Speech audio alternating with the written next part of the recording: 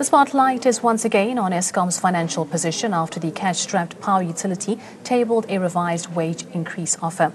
Labour unions are yet to respond to Eskom's 4.7% wage increase. Meanwhile, questions are raised about the likely impact this will have on the value of Eskom bonds. These bonds are issued periodically as and when the markets are conducive, particularly in terms of price. Eskom has issued about $2 billion bonds in international markets since 2013. The program under which bonds are issued is registered with the Luxembourg Stock Exchange. International bond insurances are facilitated by various banks that are mandated by Eskom. It's over to my colleague Harold Bopalamo to unpack these stories further. Thank you, Kira. We've got on the line now Ismail Lagadin. Welcome to the show, Ismail. Thank you very much. Just for a bit of background, what are you up to these days? I am writing my column and I'm trying to do some research for a book. Ah, fantastic. Shall we talk about Eskom first? We are in this situation where we've got a cash-strapped utility, which is absolutely critical to the development of South Africa and to the economy as it stands today. And it's in this situation where it's struggling to generate the amount of cash required, not only to service its debts, but also to continue to operate. Now, the situation we're in as we speak now is these wage negotiations where Eskom had offered initially no increases and then 4.7 increase, and the unions have now rejected it. So the likelihood here is that you're going to see an increase in costs of 2 billion, 3 billion, whatever. So while this discussion is going on between the powers that be, the labor unions, Eskom management directors, the state, there's a party sitting out there that's waiting for the outcome of this whole discussion and saying, well, how does this help or not help? And those are the bondholders, current and prospective, and the lenders. Yeah, correct. Your perspective? Well, you know, whether we agree with them or not, investors will look at, or people who want to buy bonds will look at Eskom with a very cold eye. There are concerns about mismanagement. There are concerns about corruption. There are concerns about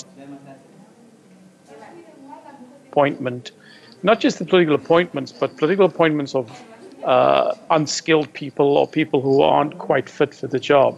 So when you have that as a backdrop, people are hesitant to invest. People are hesitant to spend their money.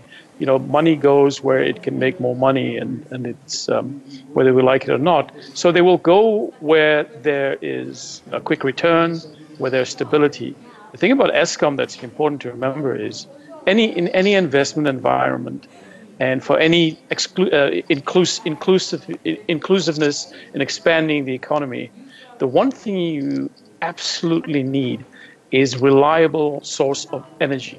And this is what Eskom is. This is one of the major difficulties that we face. Yeah. The other interesting bit, let's stay on the discussion around the perspective on the bondholders and the lenders. One of the peculiarities here as well is that one of the major bondholders in Eskom, and in fact that holds the majority of the local bonds, is actually the PIC. So right. You've got a ripple effect in all of this if anything goes wrong. It's a very uncomfortable position, this. It's a very uncomfortable position, but it seems like everything is frozen at the moment and we're not moving backwards or forward. There have been some very, very positive things emanating from the state most recently, but the state-owned enterprises are all in a state of limbo at the moment, and it's unfortunately when it comes to expanding the economy and getting inclusive growth, the two that are vital to these objectives is the energy supplier and secure transportation. That includes ports, rail, and roads. Because this is where the rubber hits the road. These are the things that make the economy function. And then, of course, there's labor. And these are all things that are in flux at the moment. It's a great challenge for the government, actually. These are all actually essentially political issues. These are the political issues that make the economy function. Hence, people like myself refer to us as political economists, because you can't separate these two issues easily. Yeah.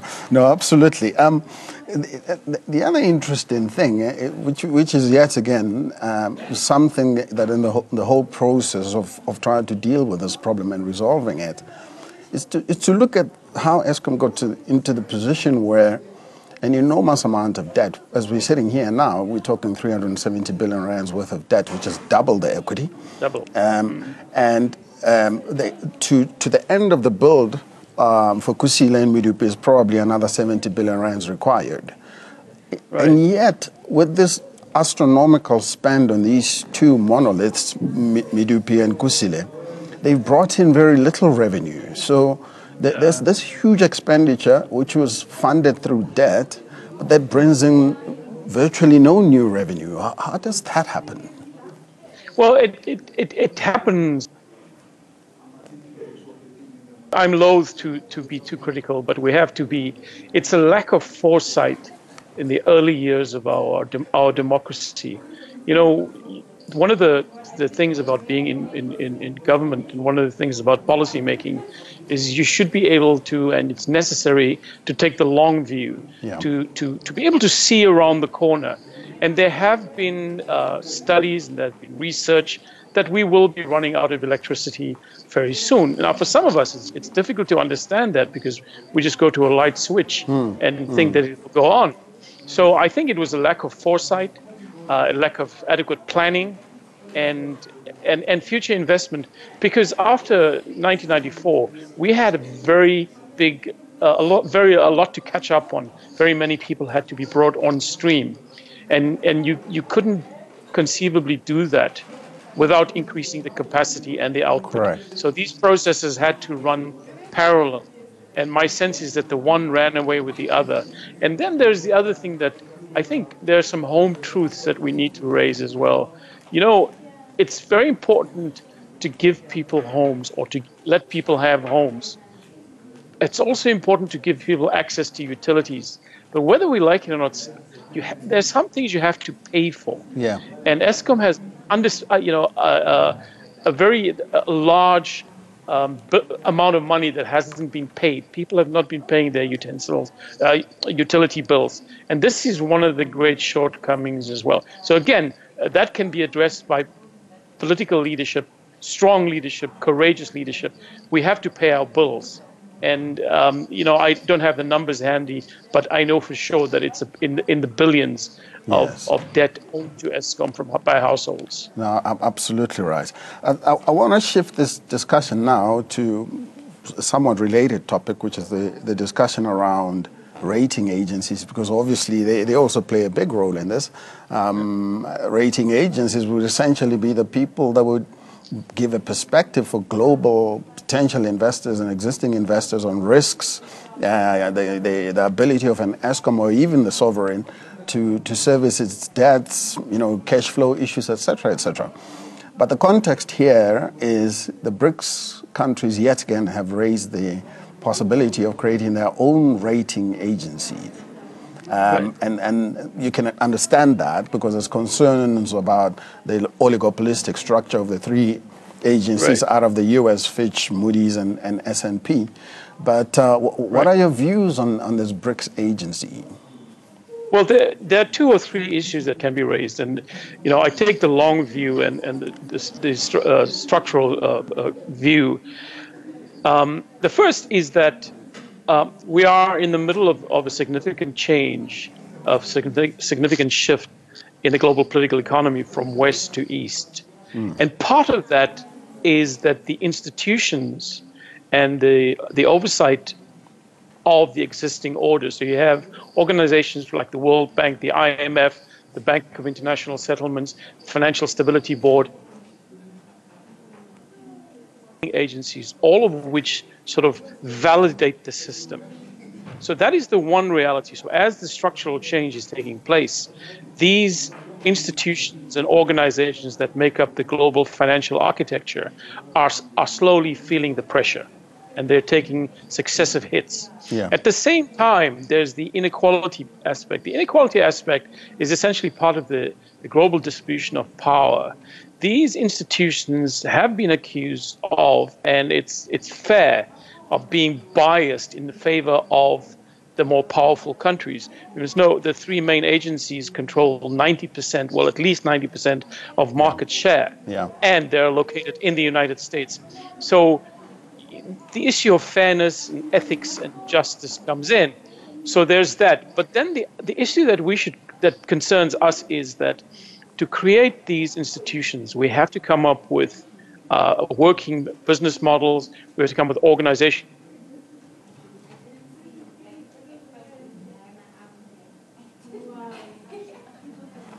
I think we've lost Ismail there for a bit. While we're working on that, we'll continue to have a discussion in the studio about some of the emerging issues in the news.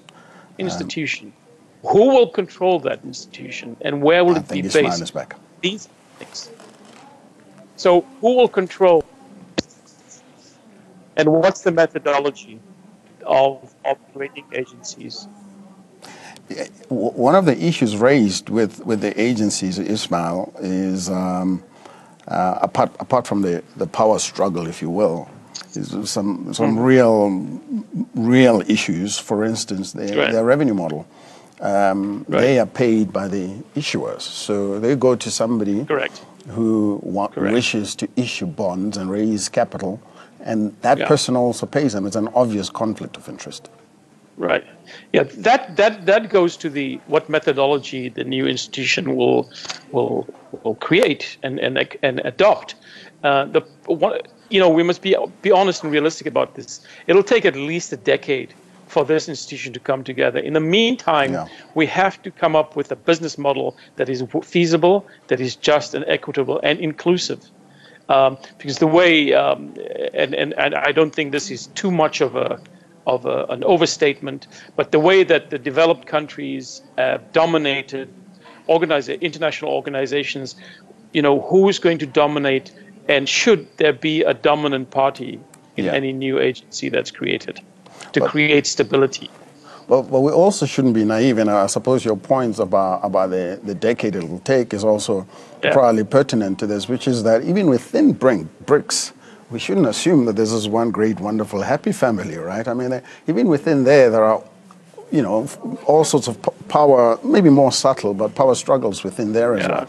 So, for instance, China has always consistently been skeptical about the rating agencies coming out of BRICS, whereas India and probably South Africa and probably Russia as well are pushing quite hard for it.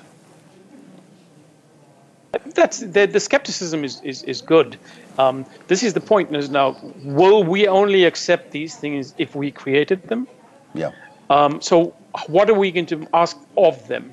The problem we face is that you can almost get through the politics quite easily. Let's assume the politics take a year or two to sort out. Because remember, this was in October 2016 in Goa, where the BRICS countries decided or formally agreed to create this rating agency. And so we've already lost 18 months. So once the political will is there, then we start talking about the technical issues, such as the harmonization of policies, and our financial structures and our financial system and our credit systems and our banking systems. How do we harmonize these? Because that's a key. After behind the border harmonization of policies becomes very vital in international cooperation.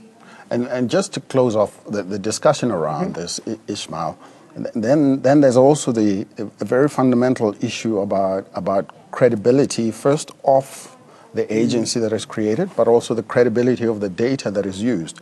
And that has to start even with the 5 BRICS countries themselves and the data they also produce and provide, not ultimately to that agency alone, but even now. So questions about whether China's data is reliable or not, or Russia's or whatever, that has to be sorted out. I can honestly say that one of the best, We have one of the best data sets available produced by the South African Reserve Bank. Yeah. South Africa has very good data. And if we can play a defining role in that, with people like India, because we are the two most, how do you put it, most transparent countries in terms of budgeting, in terms of data collection. Right. And the South African Reserve Bank is it's an immaculate resource, and we cannot let that go to waste. We have good data, but you make a very good point about openness on the part of the Russians, the Chinese, and less so Brazil. Yeah. Ismail, thank you very much for joining us. It's been great, and I'm sure we'll talk again. I certainly would like to talk about a few other issues with you in future. Over to you, Kyo.